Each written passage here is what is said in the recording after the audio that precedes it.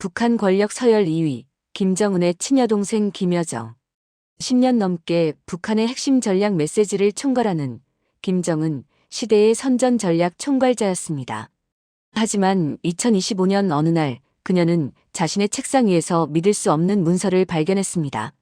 과연 그 문서에는 무엇이 적혀 있었고, 왜 권력의 중심에 있던 그녀가 목숨을 걸고 탈북을 결심하게 되었을까요? 지금부터 그 이야기를 들려드리겠습니다. 구독과 좋아요 부탁드립니다. 감사합니다. 새벽 4시 평양의 밤은 아직 깊다. 나는 책상 앞에 앉아 성명서의 세 번째 문장을 지운다. 이 문장 하나가 서해에서 포격을 시작하게 할 수도 판문점 회담을 무산시킬 수도 있다. 사람들은 이것을 외교라 부르지만 나는 안다. 이것은 설계다.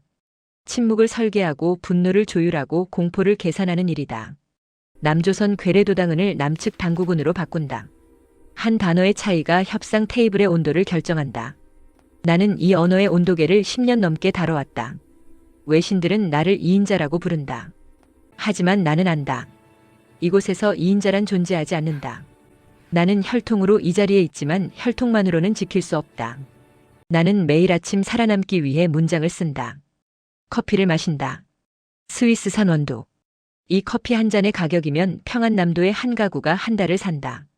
나는 이 사실을 안다. 그리고 마신다. 이것이 권력이다. 핸드폰이 울린다. 새벽 4시의 전화는 두 가지 중 하나다. 급보이거나 긴급 지시이거나. 나는 받지 않는다. 대신 창밖을 본다. 동쪽 하늘이 희미하게 밝아온다. 평양의 새벽은 언제나 고요하다. 폭풍 전야처럼. 성명서의 마지막 문장을 쓴다. 우리 공화국은 그 어떤 위협에도 굴하지 않을 것이다. 이 문장은 내일 조선중앙통신을 통해 발표될 것이다. 그들은 위협이 무엇인지 분석할 것이다. 하지만 나만이 안다. 이 위협은 외부가 아니라 내부에서 온다는 것을. 저장 버튼을 누른다. 최종이라는 단어가 얼마나 허무한지 나는 안다. 이 나라에서 최종이란 죽음뿐이다. 창밖에 평양이 깨어난다. 저 아래 어딘가에서 누군가는 배급을 걱정한다. 하지만 나는 내 자신을 걱정한다. 이 체제에서 가장 위험한 자리는 꼭대기 바로 아래라는 것을 알기 때문이다. 나는 말의 칼날이다. 하지만 칼날은 양날이다. 당 중앙위원회 정치국 회의. 나는 오빠의 오른쪽에 앉는다. 권력의 중심에 가장 가까운 자리. 하지만 가장 위험한 자리이기도 하다. 여정동무. 오빠가 나를 부른다. 동무라는 호칭. 혁명적 동지이지만 동시에 거리를 두는 말이다. 남측과의 회담권 동무 의견은? 나는 준비된 답을 말한다. 최고사령관 동지의 방침에 따르겠습니다. 이것이 이곳의 언어다. 의견을 묻지만 의견을 원하지 않는다. 충성을 확인하는 질문일 뿐이다. 회의 후 비서가 말한다. 최고사령관 동지께서 오후 3시 단독 보고를 받으시겠답니다. 단독 보고. 감시다. 확인이다. 시험이다. 책상 위에는 각종 보고서가 쌓여 있다. 나는 이 모든 문서에 접근할 수 있다. 하지만 최종 결정은 언제나 다른 곳에서 내려진다. 나는 정보를 보고 분석하고 제안한다. 하지만 결정은 하지 못한다. 오후 3시. 오빠의 집무실. 경호원들이 내 가방을 검사한다. 나는 혈육이지만 동시에 잠재적 위협이다. 앉아. 오빠가 말한다. 최근 외부 동향을 어떻게 보나? 나는 보고를 시작한다. 하지만 오빠는 듣지 않는다. 창밖을 본다. 이것은 보고가 아니라 의식이다. 충성을 확인하는. 여정아. 오빠가 처음으로 이름을 부른다. 경고다. 너는 내가 믿을 수 있는 사람이지? 당연합니다, 원수님. 집무실을 나온다. 복도를 걷는다. 간부들이 고개를 숙인다. 그들의 눈빛에서 나는 읽는다. 두려움, 질투, 계산. 그들도 안다. 나의 권력이 내 것이 아니라는 것을. 저녁 당 간부들과의 식사. 이것도 업무다. 감시하고 감시당하는 시간. 나는 웃고 건배하고 농담한다. 하지만 냉정하게 관찰한다. 누가 나를 너무 자주 쳐다보는지, 누가 나를 피하는지. 귀가길. 차 안에서 생각한다. 외신들은 나를 이인자라 부른다. 하지만 진실은 다르다. 이곳에는 1인자만 있다. 나머지는 모두 교체 가능한 부품이다. 혈통도 예외가 아니다. 2인자라는 착각. 그것이 내가 매일 유지해야 하는 거짓말이다. 그것은 화요일 아침에 시작됐다. 당 중앙위원회 부부장 리명철. 10년 넘게 함께 일한 사람. 그가 회의에 나타나지 않았다. 처음에는 단순한 결석인 줄 알았다. 하지만 그의 자리는 비어 있었고 누구도 그의 이름을 언급하지 않았다. 회의록에도 참석자 명단에도 어디에도 그의 이름은 없었다. 마치 처음부터 존재하지 않았던 것처럼. 나는 비서에게 물었다. 리명철 부부장은 어디 있나? 비서의 얼굴이 굳었다. 동지, 그런 사람은 모르겠습니다. 당 조직 지도부에 전화했다. 리명철 동무의 연락처를 알 수 있나? 상대방은 잠시 침묵했다. 그런 간부는 저희 기록에 없습니다, 동지. 기록에 없다. 15년간 당에서 일한 사람이. 나는 그의 사무실로 갔다. 문은 잠겨 있었고 명패도 떼어져 있었다. 안은 텅 비어 있었다. 책상도 서류도 사진도 없었다. 그가 이곳에서 일했다는 흔적이 완전히 지워져 있었다. 나는 그때 처음으로 두려움을 느꼈다. 이것은 숙청이 아니었다. 지우기였다. 완전한 삭제였다. 저녁 오래된 동료에게 조심스럽게 물었다. 리명철 동무 소식 들었나? 그는 나를 똑바로 쳐다봤다. 그의 눈에서 나는 읽었다. 공포. 동지, 저는 그런 사람을 아는 적이 없습니다. 그날 밤 나는 잠들 수 없었다. 리명철은 충성스러운 간부였다. 실수도 없었고 반란도 없었다. 그런데 그는 사라졌다. 기록도 사진도 기억도 없이. 만약 리명철이 지워질 수 있다면 나도 지워질 수 있다. 혈통이 나를 보호한다고 믿었지만 이제 그것이 착각일 수도 있다는 생각이 들었다. 일주일 후 리명철과 함께 일했던 사람들이 하나둘씩 발령났다.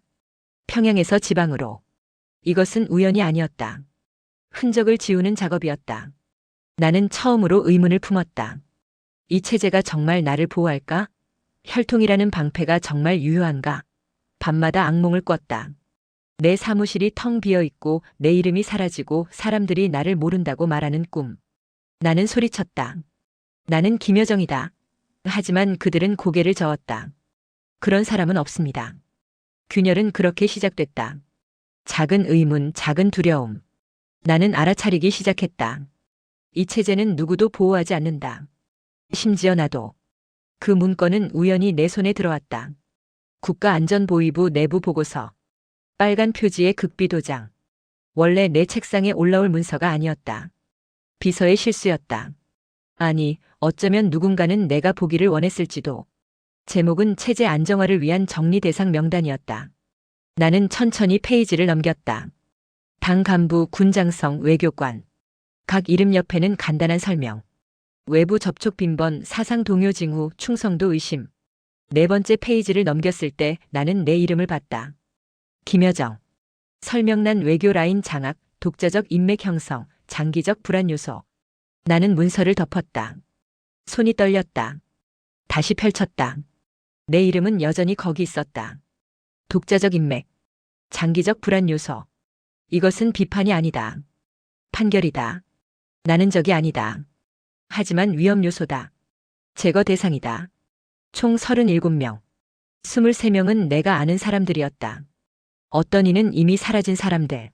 리명철도 그중 하나였다. 마지막 페이지에는 실행계획, 순차적 정리, 외부 노출 최소화, 대체 인력 사전 배치. 이것은 단순한 명단이 아니었다. 실행 중인 계획이었다.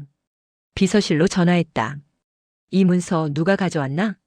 보위부에서 직접 가져왔습니다. 왜 내 책상에? 침묵.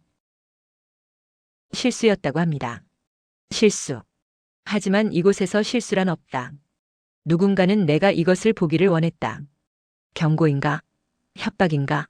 그날 밤 나는 생각했다. 내가 명단에 오른 이유를. 나는 충성스러웠다. 오빠를 배신한 적 없다. 하지만 그것으로는 부족했다.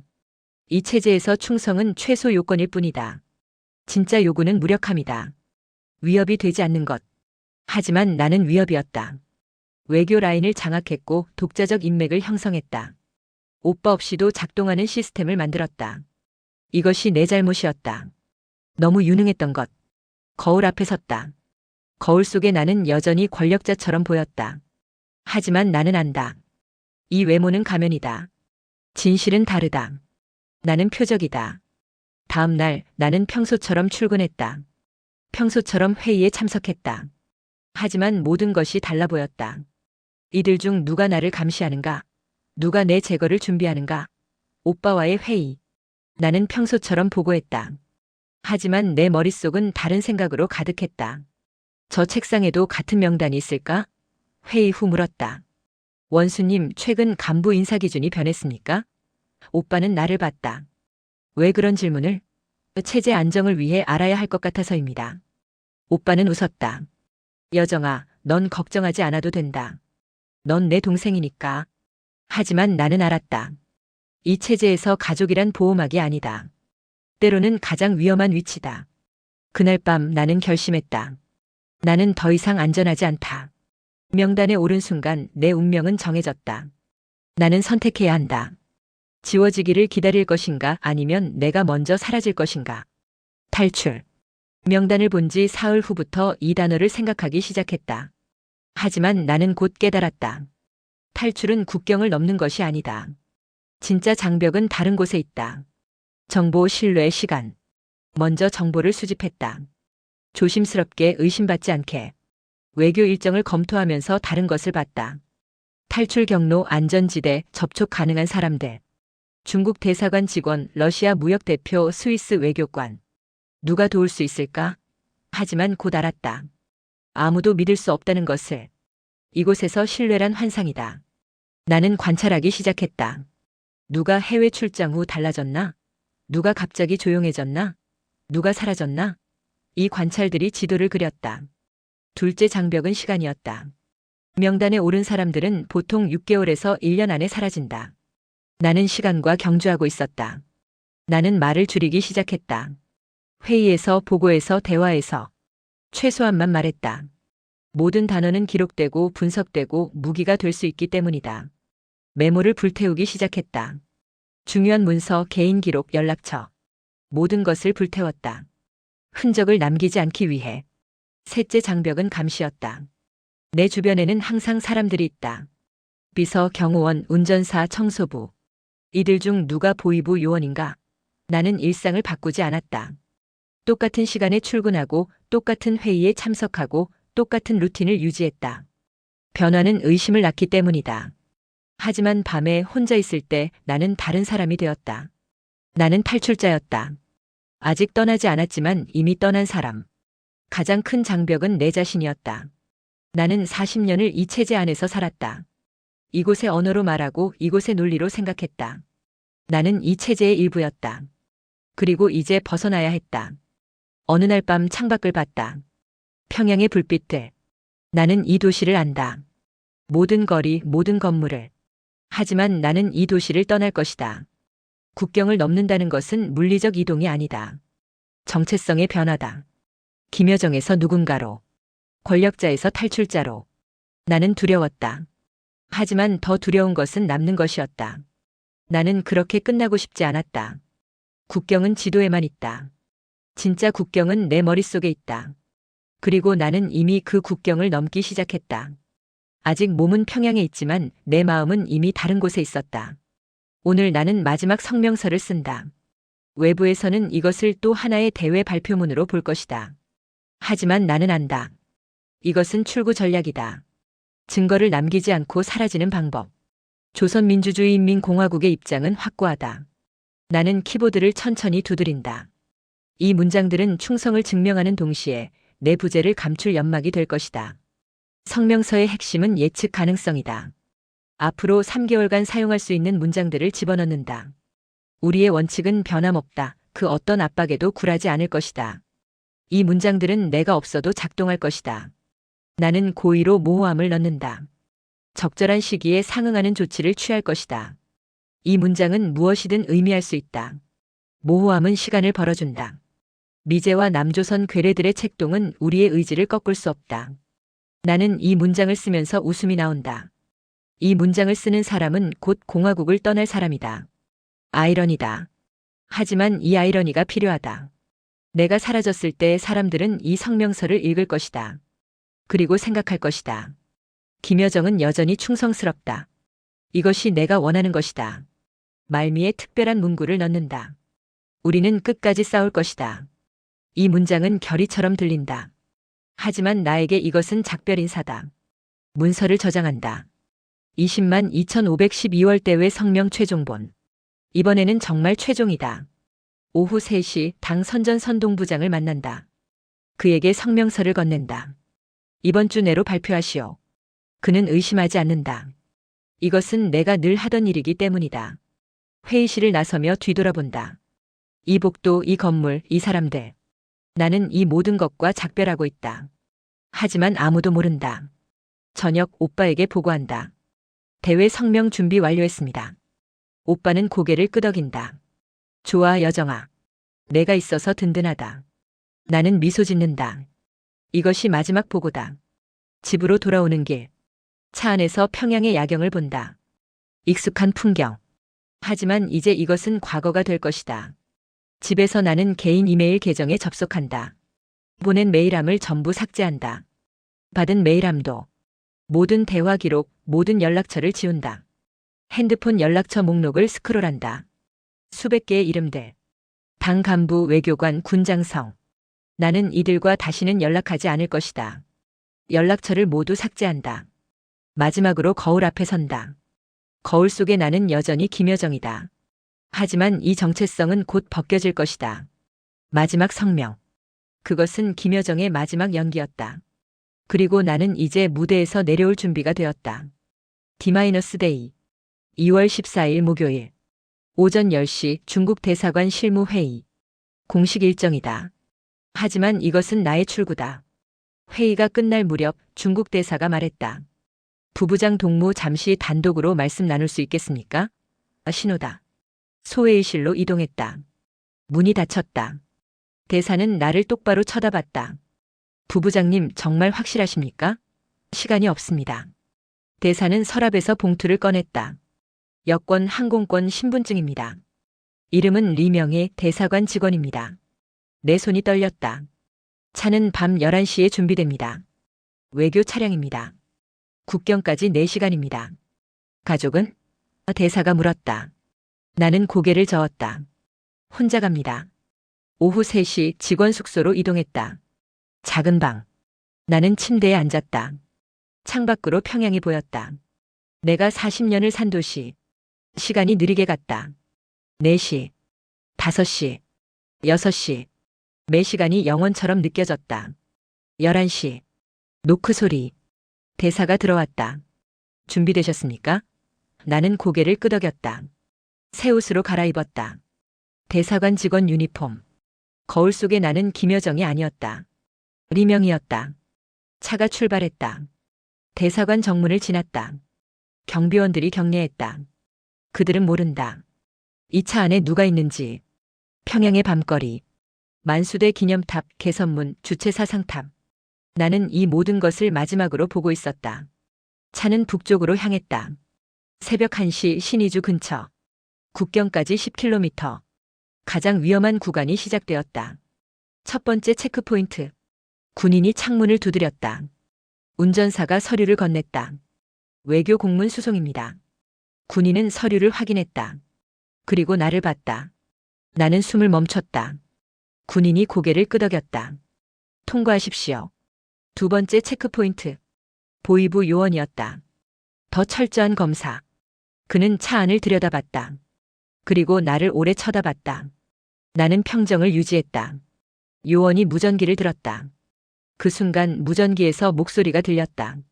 김여정 동무 돌아오면 살 수 있습니다. 그들은 알고 있었다. 나는 들켰다. 무전기 너머의 목소리는 차갑고 명료했다. 김여정 동무. 아직 늦지 않았습니다. 차에서 내리십시오. 보위부 요원은 총을 들지 않았다. 그럴 필요가 없었다. 이곳은 국경지대다. 도망칠 곳이 없다. 나는 생각했다. 지금 돌아갈까? 그러면 살 수 있을까? 아니, 나는 안다. 돌아가면 끝이다.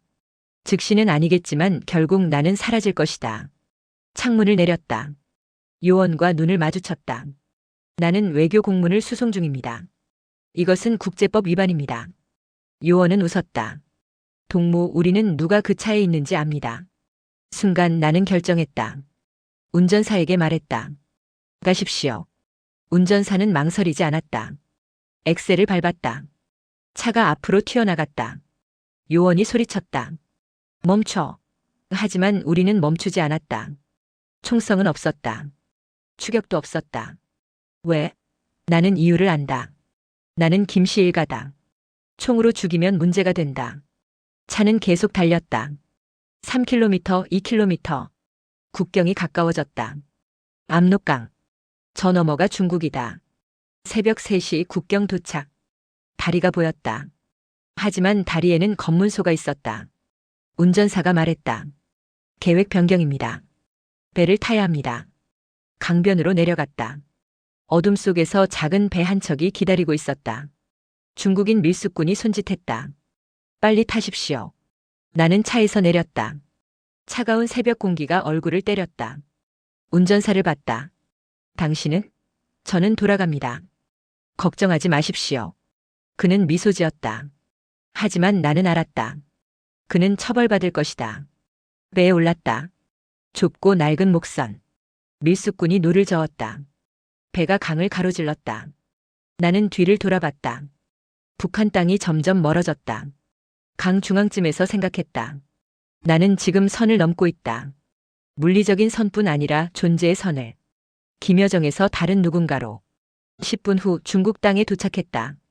발이 땅에 닿았다. 나는 성공했다. 국경을 넘었다. 하지만 안도감은 없었다. 대신 공허함이 있었다. 나는 무엇을 잃었는가? 모든 것. 나는 무엇을 얻었는가? 알 수 없는 미래. 중국 측 접선 요원이 기다리고 있었다. 이쪽입니다. 우리는 어둠 속을 달렸다. 목적지는 선양이었다. 차 안에서 창밖을 봤다. 중국의 새벽. 낯선 땅. 나는 이제 불법 체류자였다. 국적도 신분도 없는 사람. 핸드폰이 울렸다. 북한에서 두고 온 핸드폰. 메시지가 있었다. 오빠에게서. 여정아, 돌아와. 아직 늦지 않았어. 나는 핸드폰을 껐다. 그리고 창밖으로 던졌다. 핸드폰은 어둠 속으로 사라졌다. 나의 과거도 함께. 선을 넘는다는 것. 그것은 단절이었다. 과거와의 정체성과의 모든 것과의 단절. 나는 김여정이 아니다. 이제 나는 아무도 아니다. 선양에 안 가. 중국 정보기관이 준비한 안전가옥. 하지만 안전하지 않았다. 창문에는 철창이 있었다. 문은 밖에서 잠겼다. 이것은 구금이다. 2주째 신문이 시작됐다. 중국 국가안전부 요원 2명. 왜 탈북했습니까? 어디로 가고 싶습니까? 누구와 연락했습니까? 나는 대답하지 않았다. 침묵이 내 유일한 무기였다. 3주째 다른 사람들이 왔다. 미국 CIA, 한국 국정원, 일본 공안. 모두가 나를 원했다. 하지만 그들이 원한 것은 나 자신이 아니다. 내가 아는 것이었다. 핵시설 위치를 아십니까? 미사일 개발 현황은? 김정은의 건강 상태는? 나는 여전히 침묵했다. 대답하는 순간 나는 더 이상 보호받지 못한다. 가치를 소진하면 버려진다. 한국 국정원 요원이 달랐다. 남한에 가면 자유롭지 못할 겁니다. 당신은 너무 유명합니다. 평생 보호 속에 살아야 합니다. 그것도 일종의 감옥입니다. 나는 알았다. 그는 옳다. 나는 어디를 가도 김여정이다. 벗어날 수 없는 이름. 4주째 처음으로 밖에 나갔다. 정원. 높은 담장으로 둘러싸인. 나는 하늘을 봤다. 자유로운 하늘. 하지만 나는 자유롭지 않았다. 요원이 말했다. 무엇을 생각하십니까? 탈출했지만 여전히 갇혀 있습니다. 그것이 당신의 운명입니다. 당신은 너무 많은 것을 알고 있습니다. 5주째 협상이 시작됐다.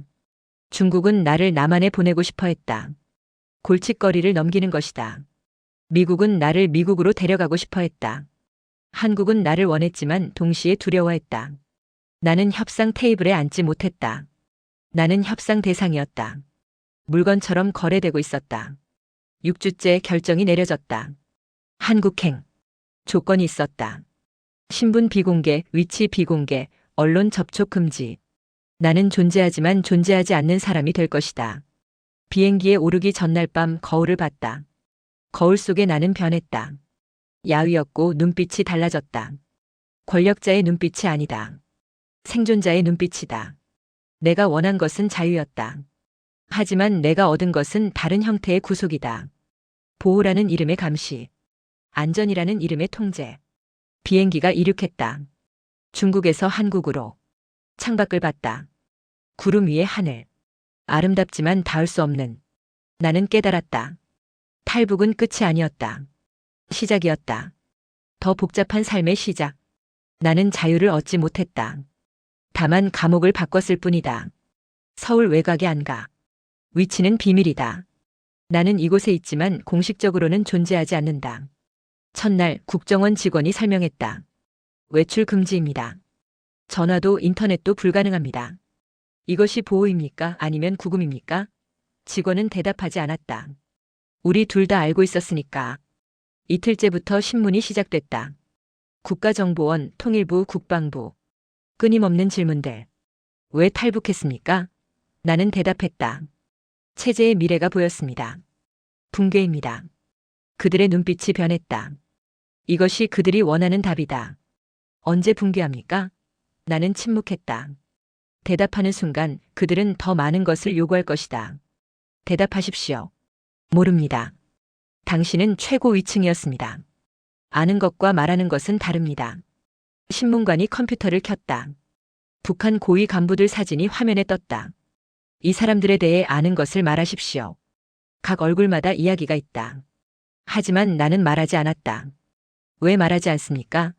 대답하면 그들은 죽습니다. 그들은 당신의 적입니다. 아니요. 그들은 그저 살아남으려는 사람들입니다. 저처럼. 질문은 계속됐다. 핵, 미사일, 군사기밀. 나는 어느 정도 대답했다. 하지만 결정적인 것은 주지 않았다.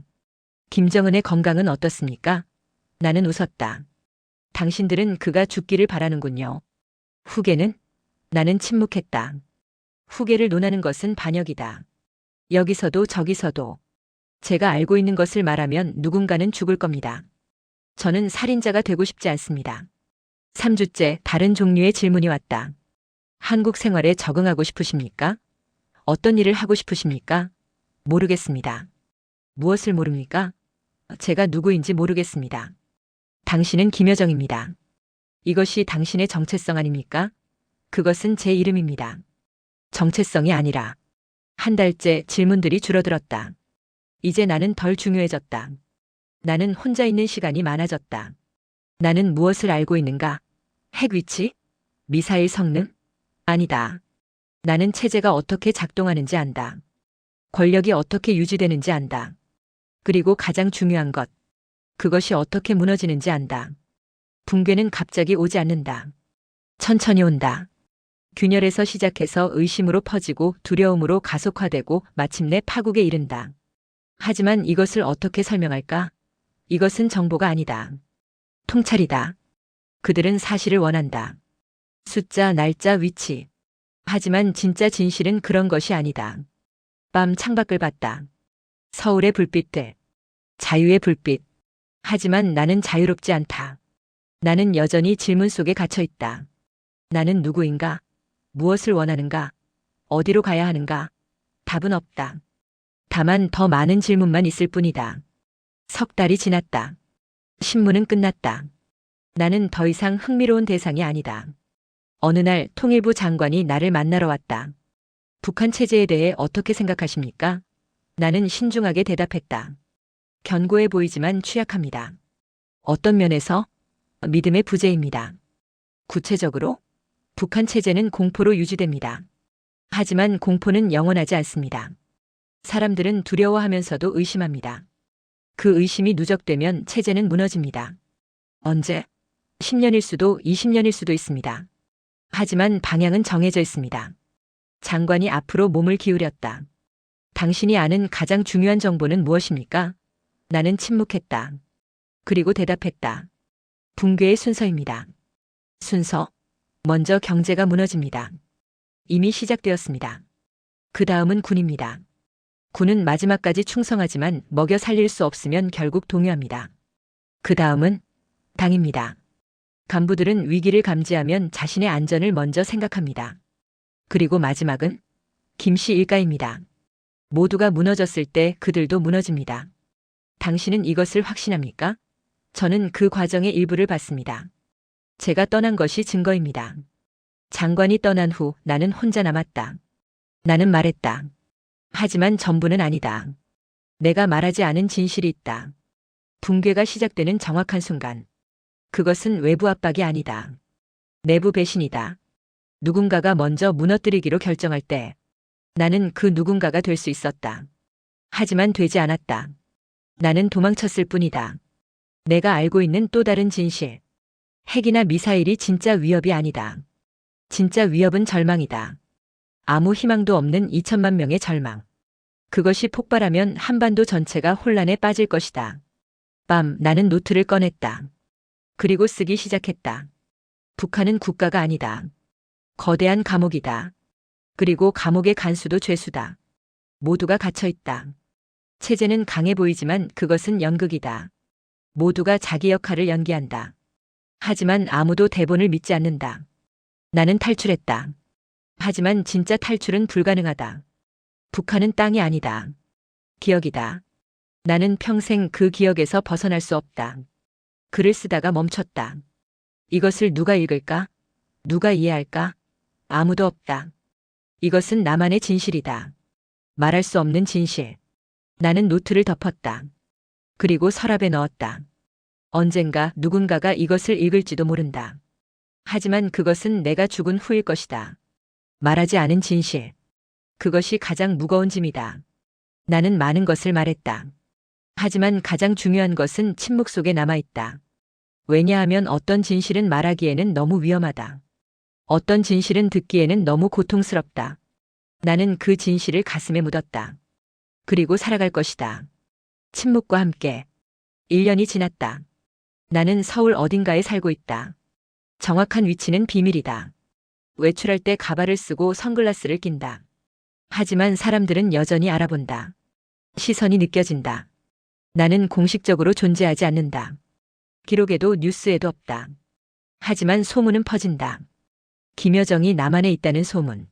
북한에서는 내 이름이 삭제되었다. 사진도 영상도 문서도 모두 지워졌다. 나는 없었던 사람이 되었다. 하지만 완전히 사라지지는 않았다. 어느 날 국정원 직원이 태블릿을 보여줬다. 평양의 외교 회담 장면.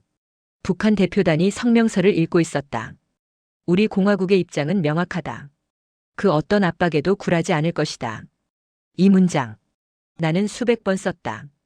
단어 선택, 문장 구조, 리듬까지. 이것은 내 스타일이다. 이것도 당신이 쓴 겁니까? 아니요.